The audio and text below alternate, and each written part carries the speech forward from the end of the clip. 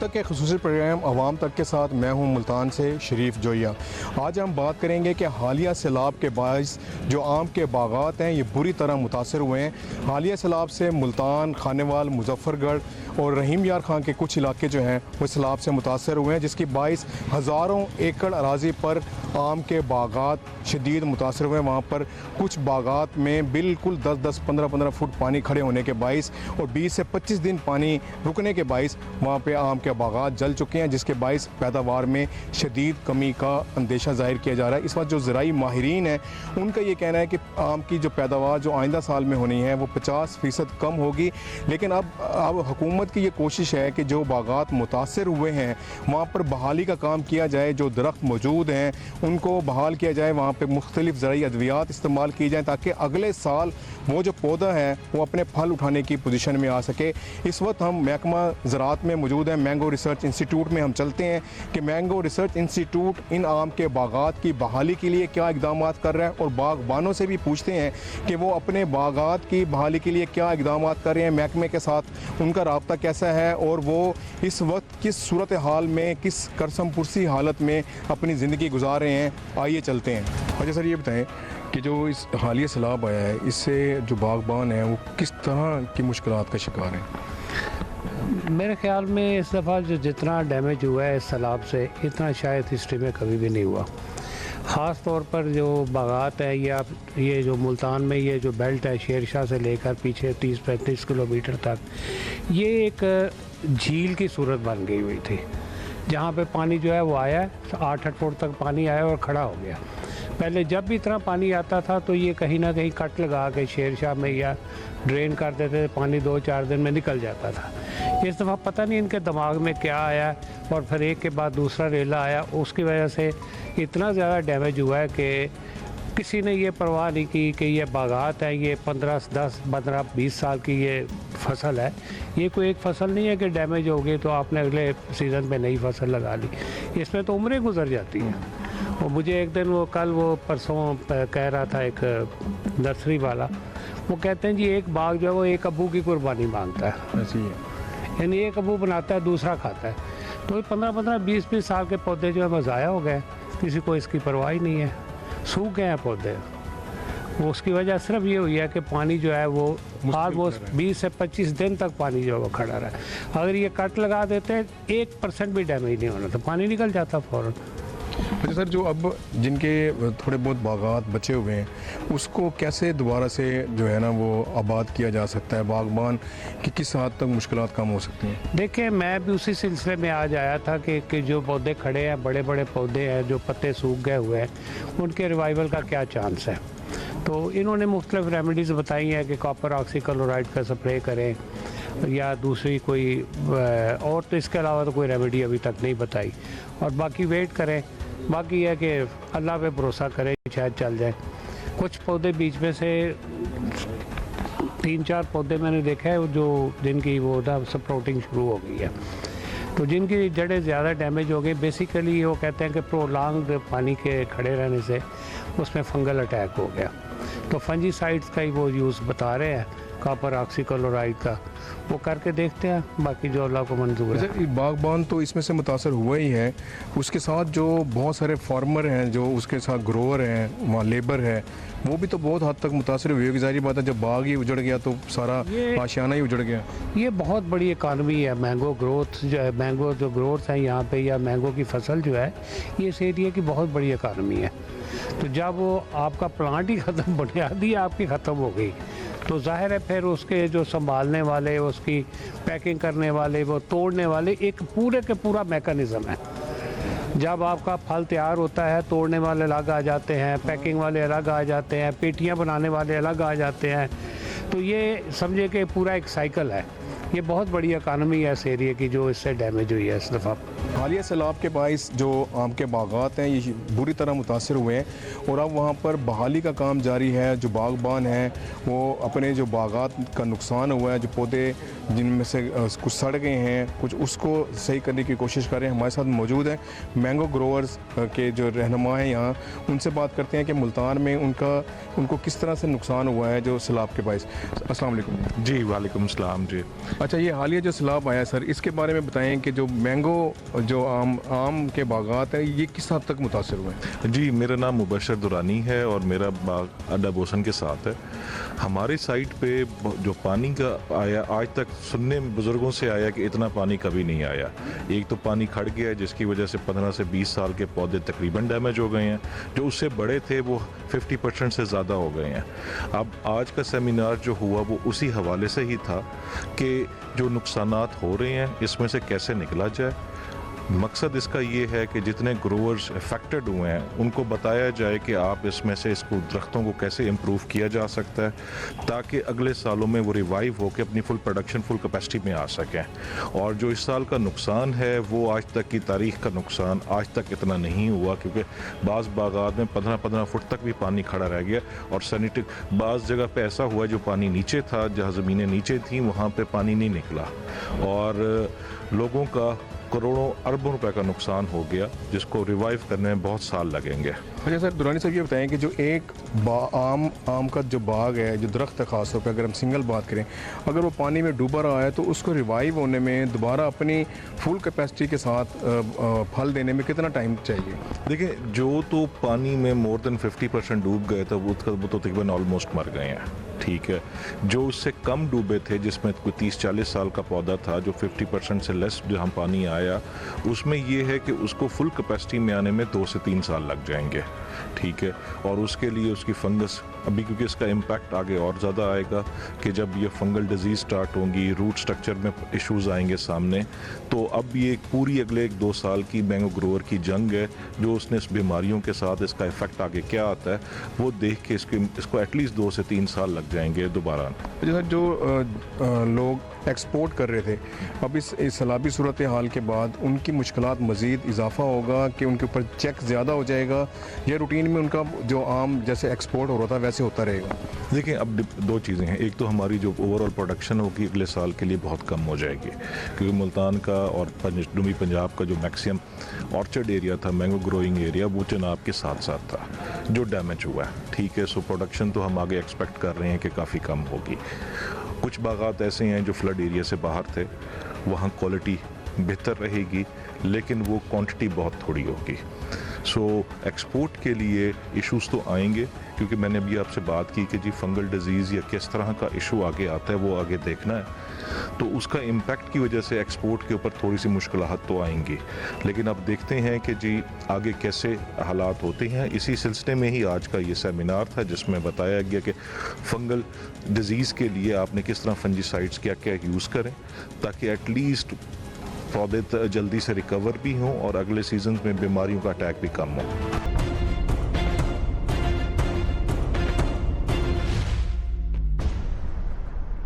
जनाब, क्या जो सैलाबी रला था उसने मेरे बागात को तबाह कर दिया, इसी तरह मेरे फसलात भी तबाह हो गया। इसके नीचे जो कीचड़ है वो इतना ख़तरनाक है कि अगले 6 माह तक मैं इसमें कोई भी फसल नहीं काश्त कर सकूँगा। और इसके अंदर ये जो पानी है इतना जहरीला पानी है, जो हमारे इलाके में यहाँ जो रह रहे हैं हम रह भी नहीं सकते और यहाँ पर ये पानी भी नहीं पी सकते क्योंकि पानी में जहरीला पानी है। मुश्किलात ये है, जरा पानी आए एक गंदा जहरीला पानी आई, असा बेच वाले सारे पैरों के फोड़े थी गए, दूजे सारे को लाइट कह नहीं, ये अंबा की अगर फसल आई साल बाद आ बन गई, वो अंब तो सामने सो गए, सारे गन्ने की काश आई वो खत्म थी गई है। हम ये सारा 1.5 फुट 2 फुट ये चिकड़ खड़े, ये कम 3-4 महीना लगते वाल सुख सन वाल सारा निज़ाम सीधा थी असा परेशान है, उनको फाड़ी साल को नहीं मिला, कशा नहीं मिली था। अच्छा सर, ये जो हालिया सैलाब से जो बागात की सूरत हाल है, ख़ास तौर पे जो हमारी बेल्ट है आम के बागात है, तो आप क्या एक बागबान की इस वक्त जो सूरत हाल है एग्जैक्ट क्या वो हमारे नाजरीन को बता सकते हैं कि वो किस कर्ब से गुजर रहे हैं? जी बिल्कुल, अब सैलाब का जो पानी है वो बिल्कुल खुश्क हो चुका है और पौधे जो हैं बिल्कुल वाजे हैं कि उनके ऊपर जो छोटे पौधे हैं जिनके ऊपर से पानी गुजर चुका है वो बिल्कुल ड्राई हो चुके हैं। लेकिन ऐसे पौधे जिनके मेन टहने और छोटी टहनियाँ जो हैं सैलाब के अंदर डूबी थी तो वो भी खुश्क हो चुकी हैं और जो पौधे बड़े थे उनकी चोटी के ऊपर जो है कहीं कहीं वो हमें नई ग्रोथ जो है नबाताती बढ़ोतरी जो है वो देखने में आती है। तो अब वाकई जब आप एक बाग पालने के बाद इस कंडीशन में देखें तो ये कंडीशन जो है ये काबिल रहम है। तो इसको अब हमने रिवाइव करना है। रिवाइव की स्ट्रेटजी की अगर बात करें तो उस सिलसिले में जो पौधा बिल्कुल ड्राई हो चुका है जिसके अंदर लाइफ नहीं है बिल्कुल भी या लाइफ के कोई सिम्टम नहीं है तो आप उसकी फ़ौरन कटाई करें। कटाई करने के बाद उसका तना जो है उसको साफ़ करें, उसके ऊपर बोर्डेक्स पेस्ट लगाएं और पूरे दरख्त के ऊपर आप फंजीसाइड का स्प्रे करें। उसके अंदर फंजीसाइड जो है कॉपर ऑक्सीक्लोराइड यूज़ कर सकते हैं, थायोफेनेट मिथाइल यूज़ कर सकते हैं, कोई सिस्टीमिक जो है वो आप इस्तेमाल कर सकते हैं।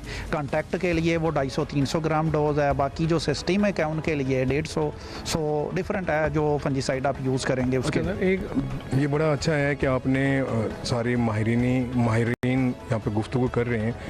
असल बात यह है कि जो बागबान तक रसाई है, जो छोटा बागबान है, बड़े बागबान तो किसी न किसी अफसर से महकमे से रब्ते में, छोटे बागबान को उसके डोर स्टेप पे क्या ये सहूलत मिल रही है? जी बिल्कुल, देखें डिपार्टमेंट की अपनी जो कैपेसिटी है उस कैपेसिटी के अंदर जब सैलाब आया था हमने 2-3 वेबिनार भी करवाए हैं, एक सेमिनार भी करवाया ये रिसेंटली लुत्फ़ाबाद के अंदर। अब ये सेमिनार भी उसकी एक कड़ी है। इसके बाद हमारा व्हाट्सएप जो नंबर है वो 24/7 अवेलेबल है। हमारा फेसबुक पेज जो है अवेयरनेस के लिए वो अवेलेबल है। मैंगो रिसर्च स्टेशन शुजाबाद भी इसी तरह इस कड़ी के अंदर साथ है, उसने भी इस ट्रेनिंग के अंदर जो है रोल प्ले किया है। तो वो सारी चीज़ें अवेलेबल हैं। अगर इसके बावजूद फिर ये टीवी चैनल्स हैं, एग्रीकल्चर का पेज जो है उसके ऊपर भी रसाई है। मैं नहीं समझता कि कोई भी बंदा ऐसा हो कि जिसका बाग हो वो सैलाब से इफ़ेक्ट हुआ हो और उसके ज़हन के अंदर ये ना हो कि मैंगो रिसर्च स्टेशन अगर हम रसाई कर लें, पहुँच जाएँ या उनके पेज पे पहुँच जाएँ तो ये हमारी मदद जो है ये ना कर सकें। अच्छा सर, दूसरा अहम सवाल ये है कि जैसे आपने कहा बागात बहुत ज़्यादा तबाही की तरफ गए हैं, तो कितना आप समझते हैं कितना मुआशी नुकसान हुआ होगा और एक बागबान को उससे निपटने के लिए कितना स्ट्रॉन्ग होना है कि जो नुकसान होना था वो हो गया, अब जो बच गया है इसको मज़ीद बचाएं, और जो उसका नफसियाती उस पर असर है जो मुआशी नुकसान का, उससे कैसे निकला जा सकता है? बिल्कुल, वो एक स्ट्रेस की कंडीशन तो है। देखें जिसका वो रोज़ी रोटी ही बाग के साथ मुंसलिक थी, अब उसके लिए परेशानी तो है, वो तो बनती है। और दूसरा जो ये फ्लड से पहले जो है वो सर्वे था, उस सर्वे के अंदर 15 से 20% जो मैंगो का एरिया था वो रिपोर्ट किया जाता था। अब 2.5 लाख एकड़ के अंदर हमारा पंजाब के अंदर मैंगो का रकबा है, उसका आप 20% देख लें कितना बनता है, ये 20-25 हज़ार पे मुश्तमिल है। लेकिन अब CM पंजाब ने वो सेपरेट से जो डिपार्टमेंट लेवल पे जो हर डैमेज को असेस करने के लिए टीमें तश्कील दी थी, अब वो घर घर सर्वे कर रहे हैं। सर्वे करके वो जो एक्चुअल डैमेज है जो वो बताएंगे उसी बेस पे है। अगर कोई पैकेज अनाउंस करना है तो वो गवर्नमेंट उसी बेस पे करेगी। ये बताएं कि आपका जो बाग है उसमें कितने एकड़ पे आपका बाग है और किस तरह से नुकसान हुआ है? जी अस्सलाम वालेकुम। सबसे पहले तो मैं बताऊँ कि आपका बहुत शुक्रिया कि आपने हमें मौका दिया हमें किसानों को इस हवाले से बातचीत करने का। वैसे बागबान तकरीबन 10 एकड़ के करीब मैंने बाग में हार्वेस्ट किया हुआ था उसमें। तो अभी ये है कि जो तो नुकसान हुए हमारे बाग में वो तकरीबन बहुत ज़्यादा हैं। उससे ये है कि हमारे बाग काफ़ी ज़्यादा डिस्टर्ब हो गए हैं और ना दोबारा से हम उसका नागा पूरा करेंगे ताकि मज़ीद हम उसको बेहतर कर सकें। लेकिन ये है कि गवर्नमेंट को चाहिए कि थोड़ा हमें सब्सिडाइज जिस तरह वो कर रहे हैं। तो मरीम नवाज़ का शुक्रिया कि वो बेहतर इक़दाम कर रही हैं हमारे लिए, सैलाब ज़दगान को मतलब फैसिलिटेट कर रही हैं। तो बाकी अल्लाह खैर करे, हम कोशिश करेंगे दोबारा से उसको कंटिन्यू करने की, सेट करने की। अच्छा, जो नुकसान हो चुका, जो आम का दरख्त मतलब जल गया या मर गया और कुछ जो है ना वो अभी उसमें सर्वाइवल के चांसेस हैं दरख्तों में, बागों में, तो आप क्या कर रहे हैं? उसकी कोई काट छांट कर रहे हैं या कोई रहनुमाई हासिल कर रहे हैं साइंटिफिक के भी, जो इसका दरख्त है इसको बचाया जा सके? और इस साल तो जो कॉम्प्रोमाइज़ हो गई है प्रोडक्शन, अगले साल इसी जो फल है इसी दरख्त से बेहतर फल हासिल किया जा सके? जी बिल्कुल, हम इसको फर्टिलाइज़र भी अप्लाई दोबारा से करेंगे इसको फरवरी मार्च में, और ये है कि इसकी जो MRI के हवाले से जो इनके साइंटिस्ट हैं उनसे बातचीत कर रहे हैं इस हवाले से, ताकि वो मज़ीद हमें इसके हवाले से गाइड करें कि हमने ज़मीन को मज़ीद कैसे प्रोनिंग करके ज़मीन के नीचे घेरे वगैरह को सेट करके काट छांट करके उसको हम बेहतर बना सकते हैं इंशाल्लाह।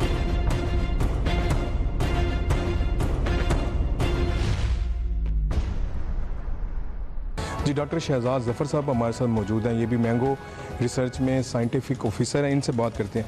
अस्सलाम वालेकुम जी। डॉक्टर साहब ये बताएं कि इस वक्त जो प्रैक्टिकल सूरत हाल है, काफ़ी सारे बागात में से तो पानी निकल चुका है, लेकिन काफ़ी बागात में अभी पानी मौजूद है, और जो दरख्त देखने में आ रहे हैं जो आम के दरख्त हैं वो जल गए हैं। इसकी क्या सूरत हाल है, कैसे रिहेबिलिटेशन इनकी हो सकती है, और जो बागबान है वो अपने नुकसान का अजाला कैसे कर सकते हैं? जी बहुत शुक्रिया। हमारा जितना मैंगो का बेल्ट है वो चिनाब के साथ साथ है मोस्टली, तो इसमें अगर देखा जाए तो जलालपुर वाली साइड पे मैक्सिमम नुकसान है, खानेवाल का कुछ एरिया है, मुल्तान में काफ़ी ज़्यादा नुकसान हुआ है, और मुजफ्फरगढ़ में तो क्योंकि ऑलरेडी आपको पता है वो चिनाब के बिल्कुल साथ है।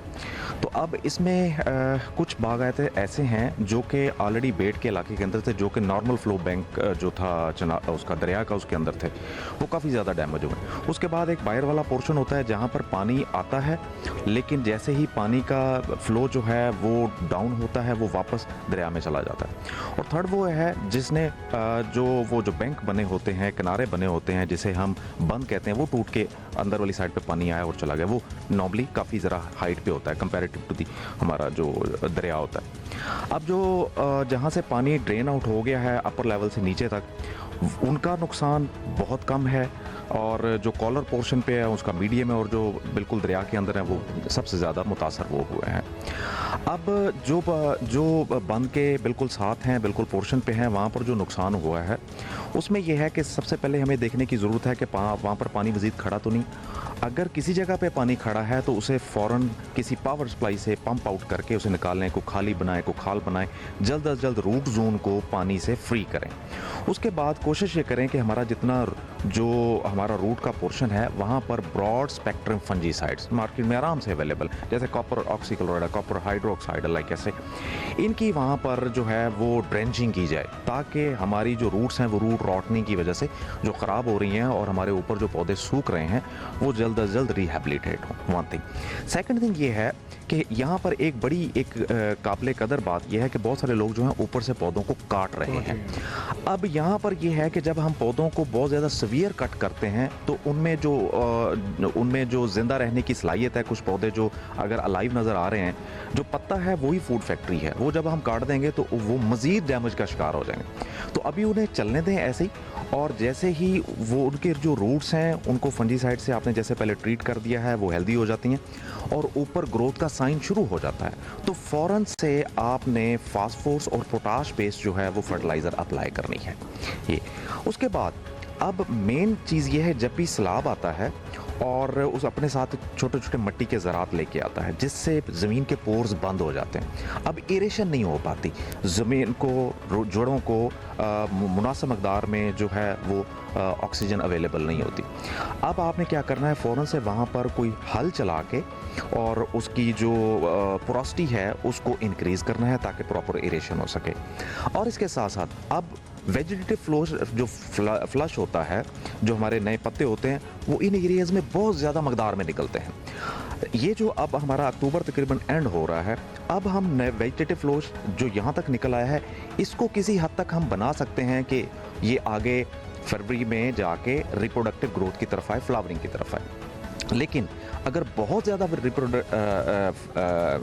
वो पत्ते निकलेंगे तो उसके बाद ये कंप्रोमाइज़ हो जाएगी हमारी फ्लावरिंग जो है। तो हम यहाँ पर कुछ ऐसे ग्रोथ रिटार्डेंट्स का भी यूज़ कर सकते हैं कि हमारी जो फ्लश आया उसे हमने पक्का करना है, मैच्योर करना है, ताकि वो फरवरी में हमारे फ्लावरिंग ले सके और उसके पर प्रॉपर फ्रूट लग सके। तो इसलिए हमने अब कोशिश कर रहे हैं कि mango research institute Multan, mango research station Shujabad और जैसे नवाज शरीफ यूनिवर्सिटी है मिल के एक मुकम्मल एक पैकेज के साथ साथ डिफरेंट ग्रोवर्स के पास जा रहे हैं, सेमिनार्स मुनक्कद कर रहे हैं, व्हाट्सएप मैसेजेस पे बात हो रही है, पर्सनल कॉन्टैक्ट से बात हो रही है, टीमें मूव कर रही हैं। और ये बड़ा स्पेशल इनिशिएटिव है जनाब सेक्रेटरी एग्रीकल्चर पंजाब उनका, और गवर्नमेंट ऑफ पंजाब इसमें बड़ा स्पेशल इंटरेस्ट ले रही है। तो मेरा ख्याल है कि जैसे ये काम हो रहा है हम बड़ी हद तक कोशिश भी कर रहे हैं और उम्मीद है कि इंशाल्लाह नेक्स्ट ईयर बहुत सारी हैबिलिटेशन का काम इंशाल्लाह खातर खा हद तक इंशाल्लाह हम कोशिश करेंगे कि वो कंप्लीट हो जाए। जी सर, हमारे रीजन में कितनी प्रोडक्शन, कितने मतलब मेट्रिक टन जो है वो आप समझते हैं कि प्रोडक्शन कम होगी? प्रोडक्शन कम होने के बाद जिनके पास आम होगा उसका ज़ाहिर बात है मार्केट में डिमांड ज़्यादा होने के बाद बाइस उसका रेट भी ज़्यादा होगा। तो ओवरऑल हमारा कितनी परसेंटेज का फ़र्क आया प्रोडक्शन में? जी, अगर अभी करंटली जहाँ पर, क्योंकि मेन जो हमारे हब हैं, हमारे 5 मेन डिस्ट्रिक्ट्स हैं, मुल्तान, मुजफ्फरगढ़, रहीमिया खां, खानेवाल, बहावलपुर, इन 5 मेजर डिस्ट्रिक्ट्स को हम मैंगो का कोर एरिया कहते हैं। अब पंजाब का अगर टोटल देखा जाए 99,000 हेक्टेयर्स पे मैंगो लगा हुआ है। अब मेजर जो एरिया है वो बड़ा हिट हुआ है और बड़े बाग भी मुतासर हुए हैं, मीडियम बाग जो हैं वो भी मुतासर, और छोटे बाग जो हैं वो तो बिल्कुल ही ज़्यादा ख़त्म हो गए हैं, आप ये कह लें। अब उनकी जगह नए बाग लगे। जो प्रोडक्शन साइड को हम देखें, अब what we could be expect के नेक्स्ट ईयर अबाउट तकरीबन अभी से हम देख रहे हैं कि 50% तकरीबन कंप्रोमाइज़ हो जाएगा।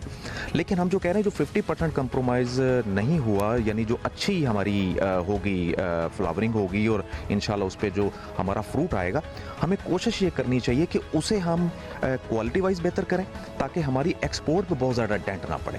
डेफिनेटली इसमें प्रोडक्शन पे कंप्रोमाइज़ तो होगा, लेकिन हमने कोशिश ये करनी है कि हमारी एक्सपोर्ट जो है वो बहुत ज़्यादा मुतासर ना हो, हम अपनी क्वालिटी पे ज़्यादा फोकस करें। अस्सलाम वालेकुम।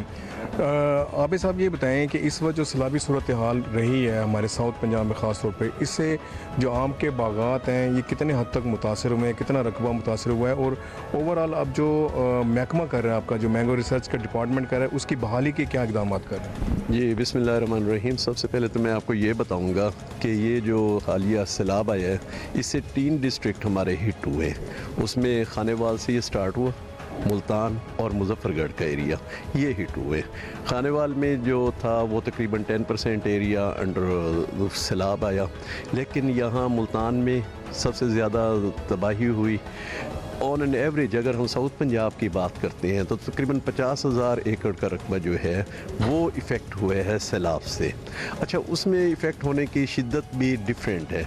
यहाँ पे पानी आया और चला गया, वहाँ पे तो दरख्त रिहेबिलिटेट कर रहे हैं, लेकिन जो हमारे वहाँ ऑर्चर्ड्स में 10 साल से छोटे पौधे थे या नर्सरीज थी वो सबसे ज़्यादा डैमेज हुए हैं। इससे डेफिनेटली जो बड़े दरख्त थे वहाँ पे जहाँ घेरा उनका नीचे था वहाँ पे पानी के मुसलसल खड़े होने की वजह से वहाँ पे तो ब्रांचेस सूखी हैं।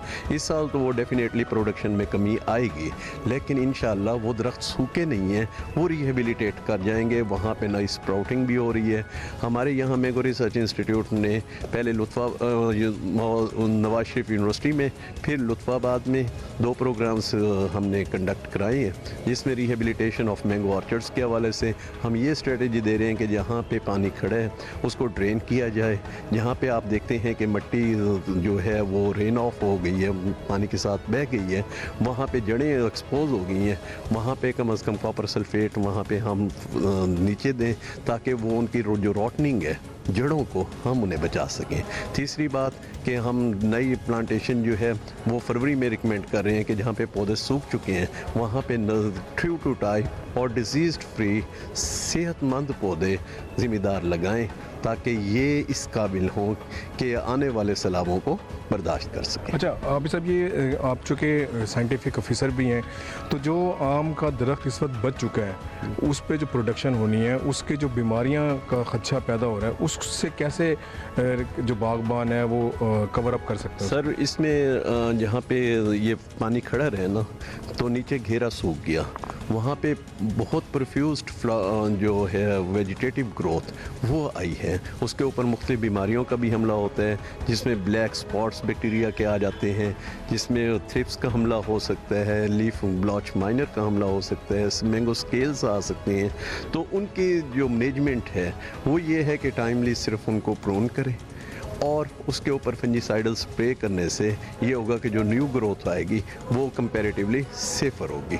दूसरा, जहाँ पे बहुत ज़्यादा वेजिटेटिव ग्रोथ आई है वहाँ हम ऐसे केमिकल्स भी रिकमेंड कर रहे हैं जो उस वेजिटेटिव ग्रोथ को रोकें और उन्हें फ्रूटिंग की तरफ लेके जाएं, ताकि ज़मींदार का जो नुकसान हो चुका है कम फ्रूट आएगा लेकिन एक अच्छी क्वालिटी का फ्रूट उन्हें मिलने में। अच्छा सर, कोई फील्ड के अंदर जो जहाँ मुतासर इलाके हैं कोई नॉमिनेशन की गई है कि कितने बागबान हैं उनके साथ मुस्तकिल रब्ता रखा जाए, या आपके फील्ड में जो ऑफिसर्स हैं वो जाके विज़िट करें और उसको ग्रेजुअली जो है जो नुकसान है उसको हम कवर अप कर पाएँ? सर, इसमें मुख्तलिफ प्रोग्राम्स हम लोग भी मैंगो रिसर्च इंस्टीट्यूट मुल्तान और मोहम्मद नवाज शरीफ यूनिवर्सिटी के फोरम से हम कंडक्ट करा रहे हैं। उसके साथ जो एक्सटेंशन डिपार्टमेंट है वो भी फील्ड में एक्टिव है। उनके पास चूँकि वो तहसील लेवल पे बल्कि वो ज़िले अपना स्मॉल फार्मर्स के पास भी उनके पास डेटा होता है, तो वो उनको भी हम ट्रेन कर रहे हैं ताकि वो जो लोग फील्ड असिस्टेंट हैं या एग्रीकल्चर ऑफिसर हैं या वो फील्ड में जाते हैं तो बिल्कुल सही रिकमेंडेशन इंट्रूसेस वो ज़िम्मेदारों को दे सकें। जी, आज के इस प्रोग्राम में इस बात को उजागर किया गया है कि आम के जो बागात हैं जो हालिया सैलाब के बाइस मुतासर हुए थे उनकी बहाली किस तरह से मुमकिन है। जो मैंगो रिसर्च इंस्टीट्यूट मुल्तान और शुजाबाद है वो बागबानों के साथ एक राब्ता कायम किए हुए है और उनको गाहे बगाए जो है उनकी ज़मीनों के बारे में और उनके बागात के बारे में रहनुमाई फराम कर रहा है। बागबान चूँकि मुआशी मुश्किलात का शिकार है, उनका ये कहना है कि 50% जो बागात हैं वो शदीद मुतासर हो चुके हैं और उन्हें कई साल लग जाएंगे इस नुकसान को पूरा करने में, क्योंकि आम का एक दरख्त बनने में 15 से 20 साल लग जाते हैं। लेकिन अब बागबानों की और महकमा ज़राअत की ये कोशिश है कि जो बागात बच चुके हैं उनकी बहाली की जाए और फरवरी के महीने में नए बागात नए पौधे लगाए जाएं ताकि जो नुकसानात है उसका अजाला भी किया जा सके और मुल्तान समेत ये जो जनूबी पंजाब की ख़ास तौर पर बेल्ट है जो आम की पैदावार के हवाले से मशहूर है, इसका जो रकबा है बढ़ाया जा सके, इसकी पैदावार जो कम हुई है उसको दोबारा से बहाल किया जा सके और जो काश्तकार जो इस साल पैदावार हासिल नहीं कर सकेंगे वो महकमा ज़राअत के मुख्तलिफ मुशावरती इजलासों के बाइस उनकी रहनुमाई के बाइस अगले साल जो है 2027 में वो आम का फल हासिल करने में कामयाब हो सकेंगे। अपने मेज़बान शरीफ जोया को मुल्तान से इजाज़त दीजिए। अल्लाह हाफिज़।